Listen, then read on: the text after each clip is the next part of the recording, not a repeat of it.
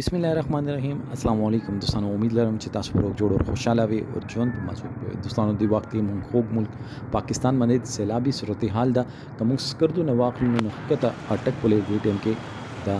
سیلاب صورتحال ده او مونږ ټول د او د عذاب چې مونږ باندې یو افت راغلي دی هغه په ضد کې دی ټیم کې کوم سن کې د اوبو صدا او دی ټیم کې سس او جړا شوی دا کوم ځای کې امدادي کارونو ضرورت ده دی برګم سمپل معلومات په دې ویډیو کې شریکام او تاسو ټول معلومات باندې ځان خبرول غواړئ نو ویډیو ځان څخه اخره پورې وګورئ او چې کوم ملګری مونږ په چینل باندې دي هغه دې مونږ چینل مخه ځان سبسکرایب کړئ کله نشان دی وای تاکي موږ راتلونکي معلوماتي ویډیو تاسو ته اسانه سره ملاوي شي دوستانو یو ریکوست چې تاسو کوم ځای کې او تاسو صاحب حیثیت نو خدا را دا چې کوم سیلاب زدگان دي دوی امداد لپاره څومره هم تاسو واسي عمر پیسې راوستوي هغه تنظیمونه ته چې ګورنمنت رجسټر تنظیمونه دي هغه ته پیسې راولېږي چې خلکو امداد کوي دوستانو کوهستان کې 15 رونه چې یو تاړي باندې ناستو او ډې ټیم پر هغه وب کمې وي خو وب فلو تیز او وب زیاتې خو عمره سیلاب هغه تاړي نه لخت روانو خو دوستانو یو ټیم راغلو چې سیلاب تمره خطرناک شو چې هغه 15 ورونه چې کومه تاړي باندې ناستو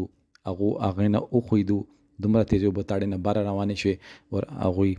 بیا یا پر هغه معلومات نه دي شوي هغه لاشونه نه دي ملا شوي دوستانو دا داسې سیلاب نه وي د کې کاڼي وي د کې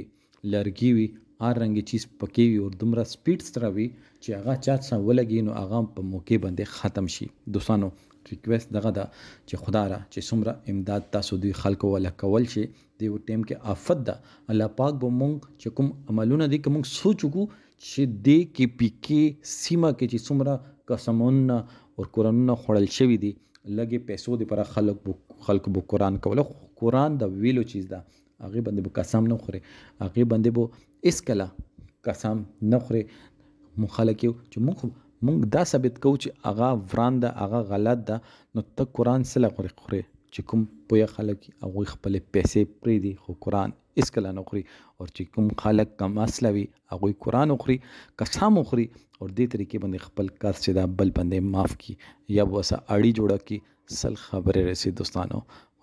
چې کله به الله پاک خپا شي نو بیا داسې عذاب په مونږ باندې رسي داسې لګي چې د غرونو اوش کې دي چې دا هغه جاړي چې دې هات پرې مونږ معاشره کې حسد بغض او کینه سیوا شي و غیبت سیوا شوی دا نن هم خلک عذاب رغله دي آفت رغله دي اغه نه باوجود هم یو بل د پرازړه کې